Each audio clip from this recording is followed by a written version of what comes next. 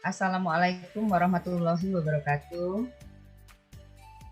Waalaikumsalam warahmatullahi wabarakatuh. Waalaikumsalam warahmatullahi wabarakatuh. Salam sehat untuk kita semua ya. Hari ini perkuliahan minggu kelima 14 Oktober 2021, di mana materi pada hari ini mengenai pengertian dan unsur-unsur organisasi. Di sini dapat kita lihat tujuan organisasi sangat diperlukan dalam suatu organisasi karena menyangkut target dan maksud didirikannya suatu organisasi tersebut. Dengan adanya tujuan, suatu organisasi bisa tersusun secara sistematis dan terorganisir. Berikut adalah tujuan-tujuan dari organisasi secara umum, yaitu yang pertama, menjadi tempat berkumpul bersama dalam mencapai tujuan organisasi yang diinginkan secara efektif dan efisien. Yang kedua, dapat meningkatkan kemampuan, kemandirian, dan sumber daya yang dimiliki. Yang ketiga, sebagai tempat berkembangnya tiap-tiap individu atau kualitas diri, dalam artian bagi yang ingin memiliki jabatan, penghargaan, ataupun pembagian kerja.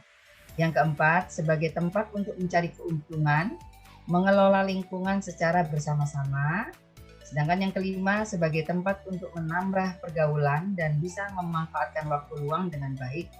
Yang keenam, sebagai tempat untuk orang-orang yang ingin memiliki kekuasaan dan pengawasan. Oke. Adapun unsur-unsur organisasi, dalam organisasi sangat diperlukan agar suatu organisasi tersebut bisa mencapai tujuan secara optimal dan secara sistematis. Dengan tersusunnya organisasi tersebut, maka otomatis suatu organisasi tersebut berhasil dalam bekerja.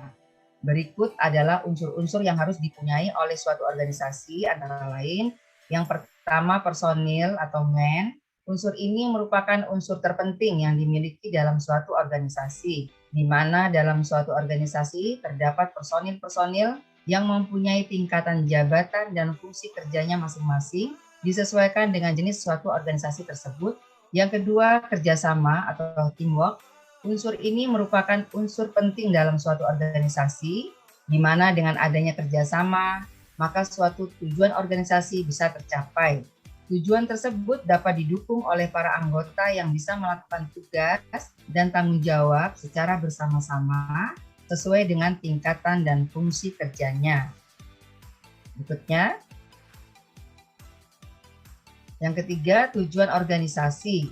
Unsur ini merupakan tolak ukur atau cara pandang suatu organisasi dalam bekerja untuk mencapai tujuan yang ingin dicapai. Tujuan-tujuan tersebut bisa meliputi program-program maupun prosedur dalam suatu organisasi.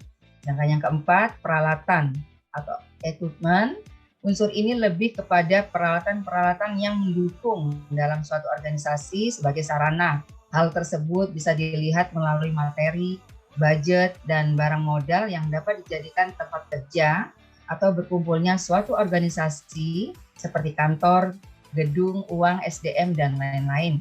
Yang kelima, lingkungan atau environment.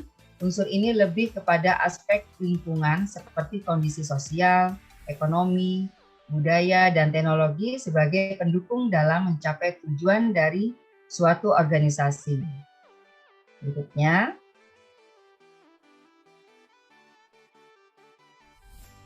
di sini yang keenam adalah sumber daya alam atau SDA. Unsur ini lebih kepada sumber daya alam yang dimanfaatkan untuk menunjang keberhasilan suatu organisasi, antara lain bisa dengan air, keadaan iklim, kondisi tanah, cuaca, flora, dan fauna. Yang berikutnya, unsur pelengkap suatu organisasi. Selain unsur-unsur utama, suatu organisasi juga mempunyai unsur-unsur tertentu di mana dengan unsur-unsur tersebut menjadi pelengkap suatu organisasi. Antara lain, yang pertama sebagai wadah atau tempat untuk bekerja sama. Dalam hal ini, organisasi menjadi tempat untuk mencapai suatu tujuan, di mana tanpa tujuan maka suatu organisasi tersebut tidak bisa mengetahui bagaimana cara bekerja yang akan dilakukan untuk organisasinya.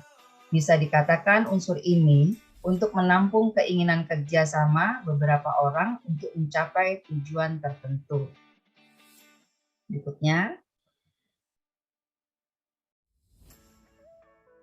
Yang kedua, adanya kerjasama. Dalam hal ini, kerjasama dilakukan lebih dari 2 orang dalam suatu organisasi, dan kerjasama tersebut dilaksanakan agar tujuan organisasi menjadi tercapai dan terlaksana dengan baik. Yang ketiga, adanya tujuan tertentu. Dalam hal ini, tujuan dalam suatu organisasi harus ada, dan dengan perencanaan yang kurang baik, maka hasilnya juga kurang baik. Dari penjelasan di atas, maka bisa disimpulkan bahwa organisasi sangat diperlukan dalam suatu masyarakat untuk mencapai tujuan bersama. Selain itu, suatu organisasi tidak lengkap atau belum sukses jika belum terdapat unsur-unsur organisasi di dalamnya. Sehingga dengan adanya unsur-unsur organisasi di atas, diharapkan suatu organisasi bisa bersinergi dan mencapai tujuannya secara optimal.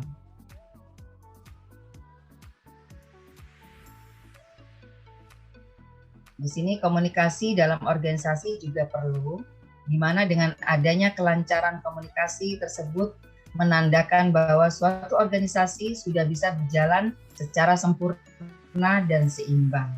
Karena dengan adanya komunikasi, maka tidak ada kesenjangan dalam berpendapat dan hasil pendapat dilakukan secara mufakat. Otomatis, dengan mufakat tersebut membuat tujuan yang dicapai memang semestinya berhasil dan sesuai dengan apa yang diinginkan.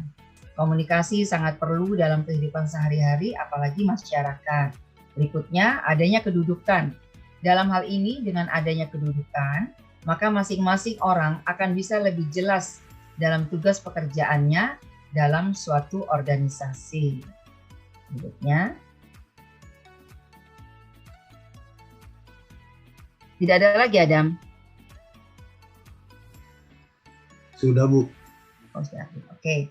Berarti nanti di-cut sampai yang itu diputus dulu ya, baru saya ini ya, baru ke penutup.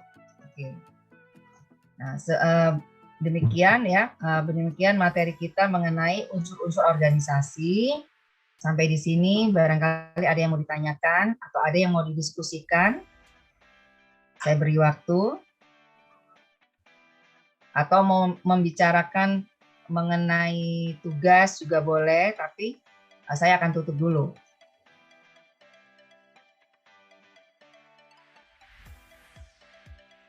Ada yang mau ditanyakan? Coba unsur-unsur organisasi itu apa saja coba? Kan Bu Zakia tadi kan menyampaikan ada unsur-unsur organisasi, ada pelengkap organisasi. Unsur-unsur organisasi garis besarnya aja tadi coba disebutkan 1 sampai 6. Archie.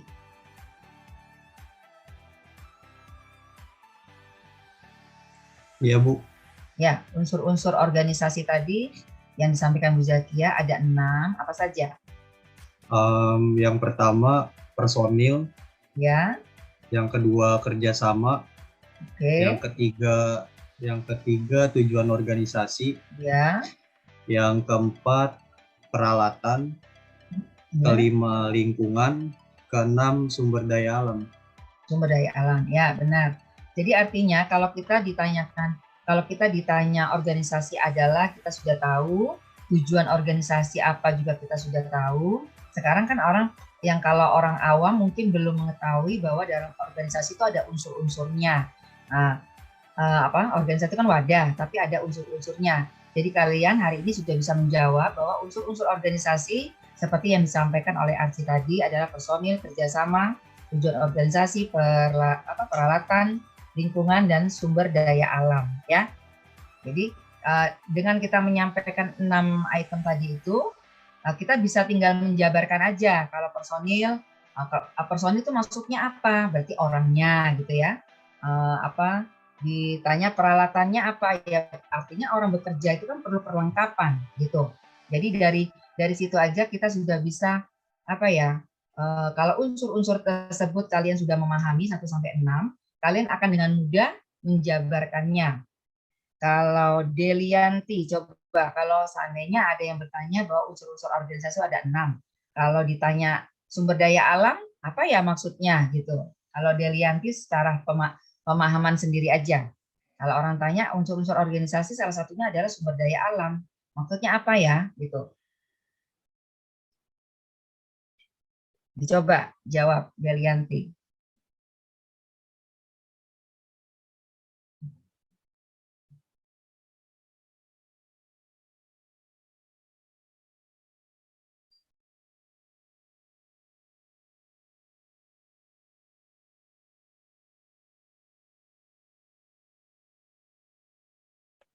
Saya Bu, izin menjawab Bu. Ya, silakan. Menurut saya sumber daya itu kayak produksi dari sumber daya alam akan mengalami apa yang disebut sebagai dimins, kayak apa? Ini kan unsur-unsur ya, unsur-unsur kan tadi ada Archie bilang kan ada personil atau men. Sekarang kita hidup atau kita bekerja atau kita ada di berkarya di bumi ini ya, harus ada yang namanya sumber daya alam. Seandainya ada cuman wadahnya doang, tapi tidak ada orangnya, tidak ada perlengkapannya, tidak ada lingkungannya, tidak ada sumber daya alamnya, kita bisa apa? Ya, seperti yang paling simpel aja. Dalam suatu organisasi itu ada yang namanya air, ya. Air pasti menggunakan air, semua pasti menggunakan air. Atau apa yang bisa dimanfaatkan sumber daya alam sekitarnya. Makanya kalau kita bisnisnya mengenai apa perkebunan atau apa, kita harus menggunakan sumber daya alam yang ada gitu ya. Jadi sebenarnya Allah ini sudah menyediakan semua apapun yang kita butuhkan, tinggal kita kelola, kita manage dengan organisasi tersebut. Maka sumber daya alam yang ada tadi bisa terpakai dengan efektif, bisa menghasilkan keuntungan dan sebagainya. Sampai sini mengerti ya pemahaman dari yang disampaikan Bu Zakia? Sumber daya alam. Ada lagi tidak? Ini Adam coba tambahkan.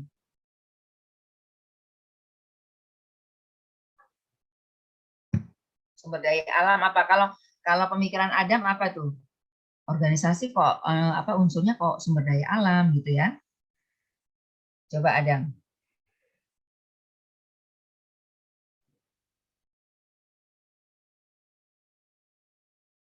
Aduh, sebentar. Sebenarnya paling simpel aja. Ya.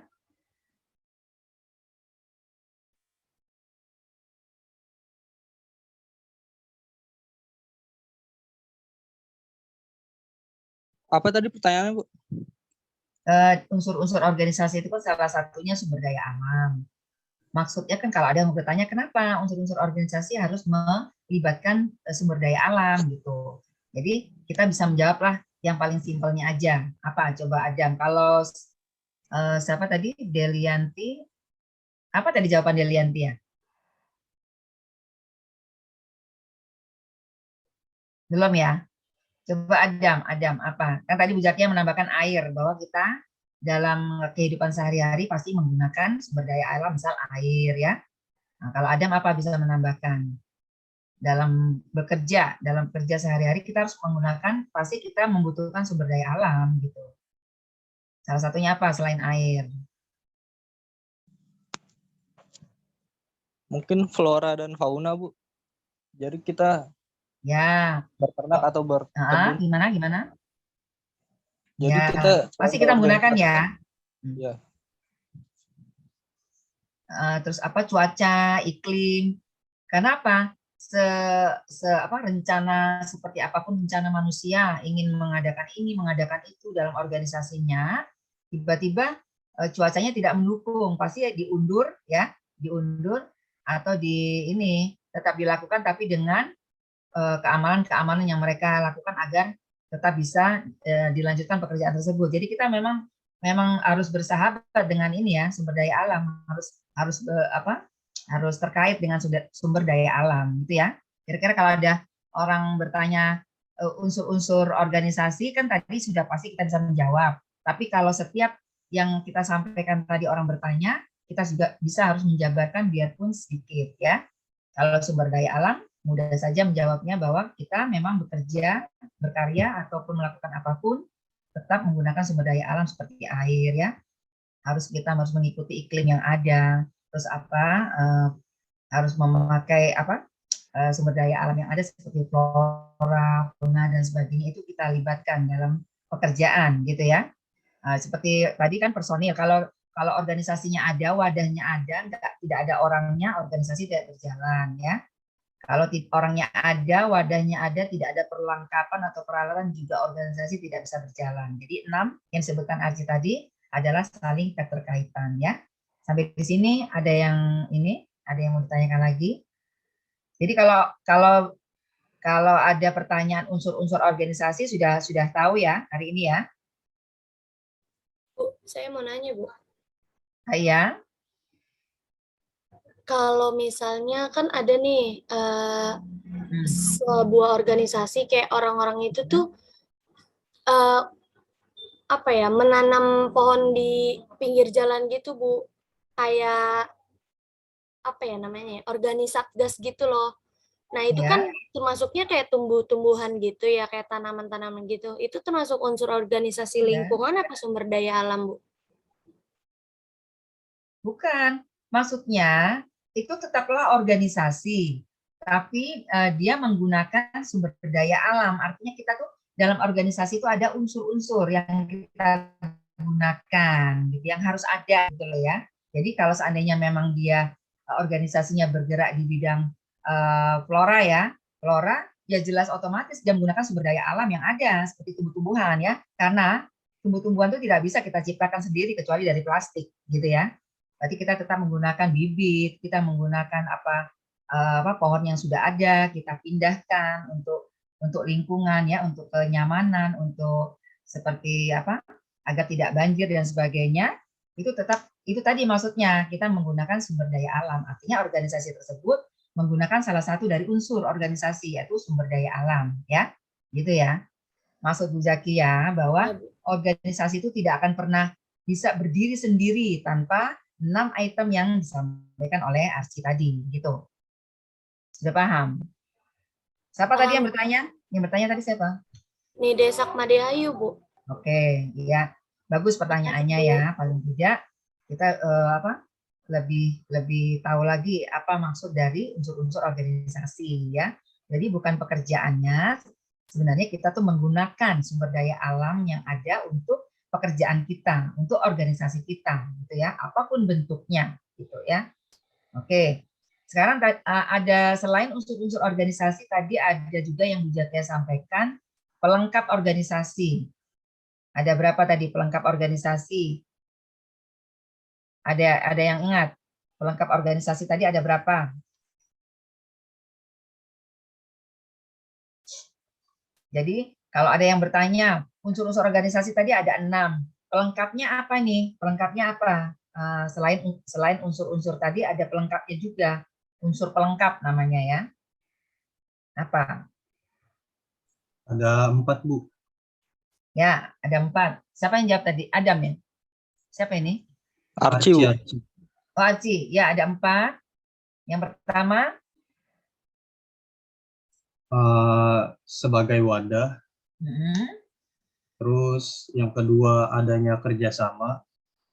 Yang ketiga adanya tujuan tertentu. Ya. Dan yang terakhir adanya kedudukan. Adanya kedudukan ya.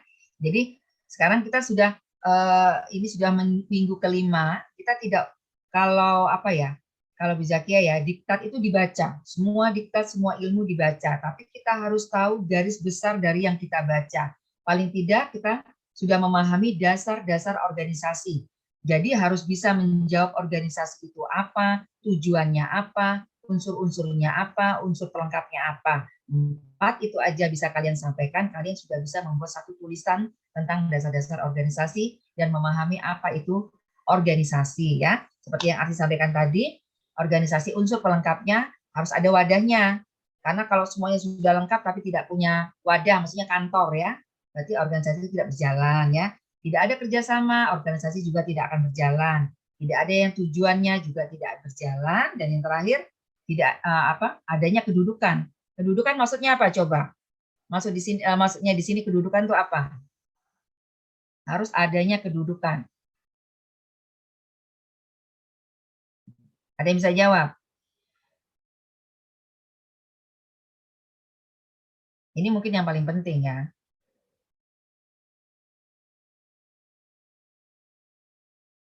Ada yang mau mencoba?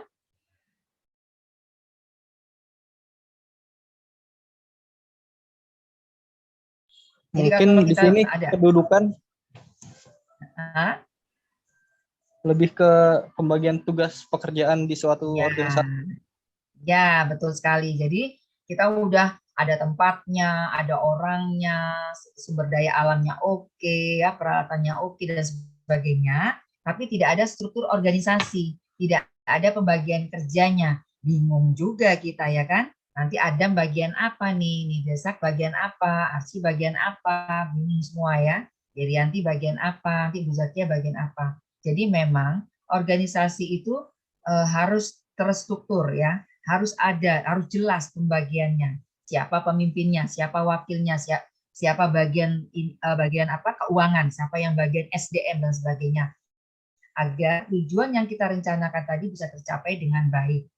Makanya di sini di item ketiga tadi 2 ya, adanya kerjasama. Jadi dengan adanya kedudukan itu paling tidak mereka tidak bisa bekerja sendiri. Tidak ada organisasi bekerja sendiri. Di sini aja artinya 2 orang atau lebih. Jadi 2 orang atau lebih itu harus ada kerjasama yang baik. Jadi apa ya, Bu Zakia mengibaratkan bahwa organisasi itu seperti pohon. Ya, organisasi itu ibaratnya seperti pohon. Pohon tanpa akar tidak akan tumbuh. Pohon hanya akar doang, tidak ada batang, itu bukan pohon namanya. Pohon tidak ada daun, tidak ada buah dan sebagainya, bukan pohon yang sempurna namanya. Jadi kita dalam organisasi itu harus saling kerjasama dan saling menghargai, karena pohon itu bisa tumbuh dengan suburnya, itu dimulai dari akar, dimulai dari bawah. Seperti kalau dalam organisasi ada yang namanya OB, satpam, ya, resepsionis, ya, baru menuju ke yang paling puncak. Pimpinan juga nggak bisa ngapa-ngapain kalau nggak ada bawahannya gitu. Jadi kalau bisa diartikan bahwa organisasi itu seperti pohon. Ada akar, ada batang, ada ranting, ada daun, ada buah, ya, gitu ya. Jadi itu bisa nanti kalian baca aja tuh apa organisasi pohon itu seperti apa ya. Setelah itu pimpinan juga gitu. Kalau kita menjadi pemimpin itu sebenarnya kita harus ini bukannya senang-senang ya, senang mungkin dari segi gaji, dari segi penghargaan, dari segi apapun mungkin merasa bangga. Tapi kalau tidak amanah, pohon tadi roboh ya. Kalau udah dari atasnya apa tidak memanage dengan baik, dia akan roboh, akarnya kering ya, daunnya layu dan sebagainya. Itu tanggung jawab pimpinan. Jadi seorang pimpinan itu sebetulnya dia adalah pelayan daripada anggotanya, melayani anggotanya. Jadi kerjasama tadi memang harus dimulai dari bawah hingga ke atas. Harus sama-sama rendah hati, harus sama-sama mau bekerja sesuai dengan kedudukannya masing-masing ya. Jangan nanti pimpinannya duduk-duduk aja nih di ruangan AC. Nah, terus OB-nya nganter minuman nih ke dalam ruangan pimpinan. Terus di hatinya bilang gini, waduh enak banget ya duduk-duduk yang saya ini dari pagi udah nyapu segala macam dan sebagainya. Sebenarnya itu tidak boleh ada pikiran itu kalau kita dalam satu organisasi. Kita adalah satu pohon ya, saling mendukung gitu loh. Kalau tidak ada pimpinan tadi ya tidak ada OB tadi gitu ya. Paham ya? Paham sampai di sini? Bu. Ya, jadi sudah sampai minggu kelima sudah harus bisa menjawab organisasi, tujuan organisasi, unsur-unsurnya, unsur pelengkap ya. Organisasi adalah ibarat sebuah pohon, pimpinan itu apa dan sebagainya.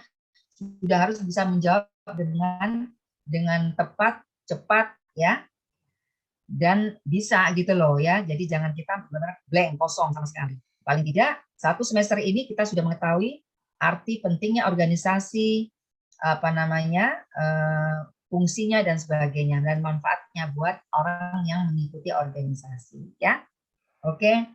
Jadi materi pada hari ini saya cukupkan sampai di sini. Nanti materi saya share seperti biasa. Absen jangan lupa sampai batasnya jam 12 ya. Karena setelah itu saya harus masukkan ke Siakat, harus email ke via gitu ya.